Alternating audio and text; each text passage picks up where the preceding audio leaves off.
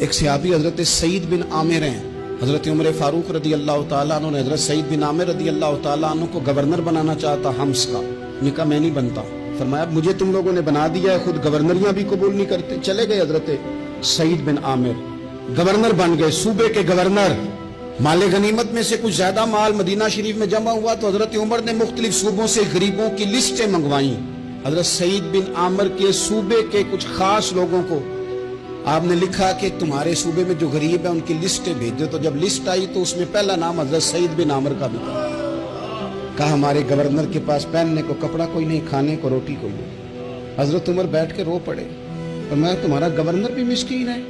اشرفیوں کی ایک تھیلی بھر کے حضرت عمر نے بھیجی، حضرت سعید بن عامر کے پاس جب گئی تو کہنے لگے انا للہ و انا الیہ راجعون۔ آپ کی اہلیہ کہنے لگی خیریت ہے؟ بلی مانس دیکھنا میرے پاس دنیا آ گئی ہے، میں نے تو جان چھڑائی تھی اس سے، کہ میرے پیچھے بھاگتی ہے۔ حضرت سعید بن عامر نے سارا مال وہیں اللہ کے حضور خیرات کر دیا۔ حضرت عمر ایک دفعہ دورے پہ آئے ان کے صوبے میں تو سب لوگوں کو جامع مسجد میں بلایا، حضرت سعید بن عامر کو بھی بلایا۔ ابن الجوزی لکھتے ہیں کہ حضرت عمر نے فرمایا لوگوں تمہیں اپنے گورنر سے کوئی شکایت تو نہیں؟ تو لوگوں نے کہا 4 شکایتیں۔ ایک تو ہمارے گورنر صاحب جب شروع میں آئے تھے تو فجر کی نماز کے بعد ہی آ کے لوگوں کے بیچ بیٹھ جاتے تھے۔ اب اشراق چاشت کے وقت آتے ہیں، سورج پورا طلوع ہو جاتا ہے تو حضرت سعید بن عامر رضی اللہ عنہ آتے ہیں۔ اور دوسری شکایت یہ ہے کہ صرف دن میں ملتے ہیں، رات کو ملتے ہی نہیں۔ اور تیسری شکایت یہ ہے کہ ہفتے میں ایک پورا دن ہوتا ہے ملاقات ہی نہیں کرتے۔ اور چوتھی شکایت یہ ہے کہ کبھی کبھی بیٹھے بیٹھے رونے لگتے ہیں اور بے ہوش ہی ہو جاتے ہیں۔ آپ نے ایسا شخص گورنر بنا دیا جو دیوانہ ہے۔ حضرت عمر نے بلا لیا، قریب بیٹھے تھے، کہا دیں سوالوں کے جواب۔ گردن جھکی ہوئی ہے، عرض کرنے لگے امیر المومنین میں نے تو پہلے ہی کہا تھا میں گورنری کے قابل نہیں۔ فرمایا اب تو منصب تمہارے پاس ہے، تمہیں جواب تو دینا ہے۔ حضرت سعید بن عامر کہنے لگے حضور 4 میرے ساتھ مسئلے ہیں۔ فرمایا کون سے؟ حضرت سعید بن عامر کہنے لگے آپ سوال دہرائیں میں جواب دیتا ہوں۔ آپ نے فرمایا سعید لوگ کہتے ہیں پہلے تو سویرے آ جاتا تھا، اب تو اشراق چاشت کے وقت آتا ہے۔ گردن جھکائی، سناٹا چھا گیا محفل پہ۔ تھوڑی دیر کے بعد سر اٹھایا تو داڑھی پہ آنسو گر رہے تھے۔ فرمانے لگے حضور میرے گھر میں خادم کوئی نہیں، بیوی بیمار ہو گئی ہے، میں نہ سویرے اٹھتا ہوں، آٹا گوندتا ہوں، روٹیاں پکاتا ہوں، گھر میں جھاڑو دیتا ہوں، باہر آنے میں دیر ہو جاتی۔ پہلے جواب پر ہی لوگ رونے لگے، آنسو نکلنے لگے۔ حضرت عمر رضی اللہ تعالیٰ عنہ بھی روئے۔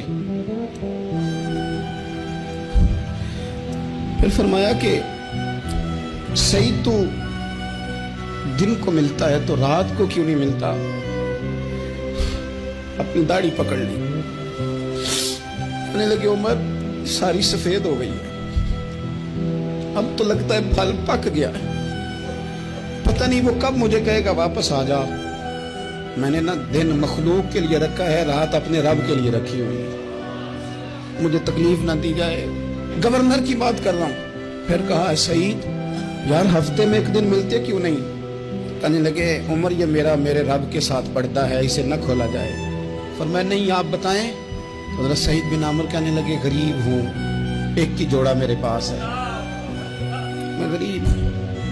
حضرت سعید بن عامر کہنے لگے ایک جوڑا ہے، ہفتے میں ایک دن دھو کے خشک ہونے کو ڈال لیتا ہوں، پھر بیوی کے کپڑے پہن کے بیٹھا رہتا ہوں، کس طرح گھر سے باہر نکلوں؟ میرا پردہ تھا، میں اپنی غریبیاں لوگوں کے سامنے نہیں رکھنا چاہتا، میں جانوں میرا رب جانے، میں راضی ہوں نا اس کی رضا پہ۔